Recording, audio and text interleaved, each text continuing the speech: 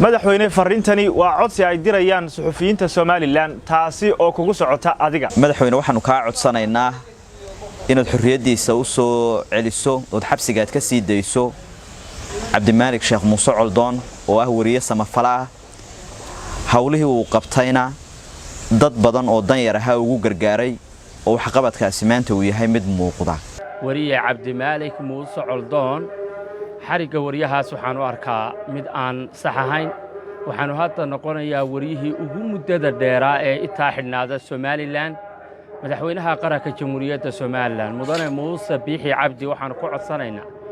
in uu wariyahaas samafalaha ahaa oo wax weyn qabtay muddadii uu shaqaynayay inaad madaxweyne cafiso oo aad sii dayso mudane madaxweyne waxaanu ka codsanaynaa inaad xorriyadiisii u dib u helo oo aad sii dayso samafalihii weynaa suxufiga caanka ahaa mudane Cabdimaalik Muuse Coldoon oo ahaa nin dhalinyar ah oo dadka wax badan taray dadka dhibaatada haysato iyo dadka magaranaysa ee duruufaha kala duwan haystaan wax badan tari jiray oo ay bulshadu maanta aad u tabaysan mudane madaxweyne waxaanu ka codsanaynaa mar labaad annagoon ku hiifahayn kuna haaraamahayn laakiin hadalkaygana codsi uu yahay inaad xorriyadiisii u soo celiso صحفي Cabdimaalik Muuse Coldoon Cabdimaalik Muuse Coldoon waa xubin saxaafadda kamid ah waxa hadda uu xiran yahay muddo sanada dad badan ayaa ku tiirsanaa adeegyadii caawimada ahaa ee uu sameyn jiray oo dad badan ay filayeen iyagana inuu soo gaari doono oo kaalmadaasi uu fidin doono dadkaas oo ah dad nugul oo filashadaasi in badan qabay inay maalin ka qayb qaadan doonaan madaxweynaha Soomaaliland waxaanu ka codsanaynaa anagoo ah bahda saxaafadda inuu ku tixgeliyo oo uu ku cafiyo maadaama isagu yahay madaxa ugu sareeya ee ummadan hogaamiya Cabdimaalik Muuse Coldoon waxa uu ahaa nin samafala ah ee dad badan bay noloshoodu isaga ku tiirsanayd waxa uu qabtay wax badan oo aanay dadkeenu xataa hadii ay isu tagaan aanay qabanin waxa uu noloshooda bedelay dad badan oo noloshoodu ay aad markii hore u hooseysay balse haatan noloshoodu ay meel fiican marayso Cabdimaalik inaad cafido mudane madaxweyne waxa ku ogolaanaya xeerka lambar 352 qodobkiisa 16aad oo ku ogolaanaya in aad maxaabiista cafidid mudane madaxweyne waxaanu mar labaad iyo mar saddexaadba ka codsanaynaa ninkaasi samafalaha oo dad badan noloshoodu ay ku tiirsanayd inaad cafido mudane madaxweyne waxaan ka codsanaynaa inaad xorriyadiisa u soo celisid samafale Cabdimaalik Coldoon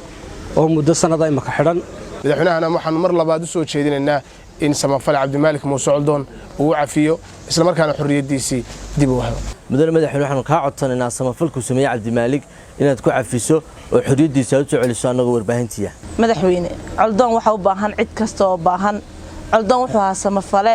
ubadka iyo hooyada iyo dad kasta oo jilicsan caawiya madaxweyne codsigaygu wuxuu daaran yahay bisha Ramadaan darteed dadka agoonta ahaa iyo waaweynka ay u quudin jiray Cabdimaalik Muuse Coldoon ayaa u baahan madaxweyne waxaan ka codsanaynaa inaad Coldoon xorriyadiisa u soo celiso mudane madaxweynaha jamhuuriyadda Soomaaliland maaha markii koobaad aan ka codsanay in la cafiyo samafale Cabdimaalik Muuse Coldoon laakiin waa markii afraad ama waa markii shanaad saxaafaddu ay kula hadashay madaxweyne markana waxaan ka codsanaynaa ninkaas samafalaha ah ee bulshada Soomaaliland u shaqaynayay ee qarnimada Soomaaliland ka shaqaynayay ee annaga naga shaqada badnaa inaad cafidid mudane madaxweyne waxaan ka codsanaynaa wadana baahda warbaahinta inaad soo dayso xorriyadiisa u soo celiso Cabdimaalik Muuse Coldoon wariye Cabdimaalik Muuse Coldoon qaabkii markii hore loo soo xidhay iyo qaabka loo xukumay bagariyaqaanadu waxay sheegeen in aanay sharci ahayn markii hore haddana muddo dheer ayuu xidhan yahay wuxuu ahaa samafale bulshada Soomaalida si weyn ugu gargaaray gaar ahaan ummadda reer Soomaaliland waxaan madaxweynaha Soomaaliland ka dalbanaynaa ama ka codsanaynaa in uu cafis u fidiyo samafale Cabdimaalik Muuse Coldoon marka madaxweynaha Soomaaliland Muuse Biixi Cabdi mar kale waxaan leenahay madaxweyne maadaama aad Soomaaliland oo ah dimuqraadi aad madaxweyne u tahay xariga saxafiyiintuna uu yahay marka dalalka dimuqraadiga la eego wax aan u wanaagsanayn waxaan ku leenahay madaxweyne oo codsigayaga uu u dhacaya intaas oo suxufi oo reer Soomaaliland ah wax ka codsanayaan inaad sii dayso wariye Cabdimaalik Muuse Coldoon madaxweyne Cabdimaalik waxa uu door muuqda ka qaatay ismarnaantana kor u soo qaaday qayb lixaad leh oo warbaahinta badankood aan ka mid ka ahay ay dayaceen oo aan karo uu kaafiyay waa daryeelida ka warhaynta dadka jilicsan ee u baahan in la garab istaago waqtiyada adag madaxweyne waxaanu kaa codsanaynaa in badanna aan kugu soo celcelinay aanu sii wadaynaa inaad xorriyaddiisii u soo celiso cabdimaalig muuse coldoon madaxweyne waxaan kaa codsanaynaa inuu bannaanka yimaado sidii howlihiisii gaarkaa reerkiisa caruurtiisa iyo weliba faamiligiisa inta kale iyo dadkaa ku tiirsanaa iyo howl maalmeedkiisii kaleba si uu markaasi u qabsado waa naga codsi madaxweyne mahadsanid madaxweyne biixi markaad ahayd gudoomiyaha kulmiye 4 sano ka hor ka dambeysay waxaad ahayd nacab xadhiga iyo dadka la xiro waxaan kaa codsanayaa bilaa caleeg madaxweyne muuse biixi inaad sii daysid cabdimaalig si noloshiisa caadiga ahayd iyo tii masaakiinta uu shacabka ku qabto waxuu madaxweynuhu dhawaan cafis u fidiyey maxaabiis kor u dhaafta 500 ma garan karno sababta uu madaxweynuhu uga reebay amba ay cidii ku shaqada lahayd ee xeerlaalintu ka mid tahay ay uga reebtay cabdimaalig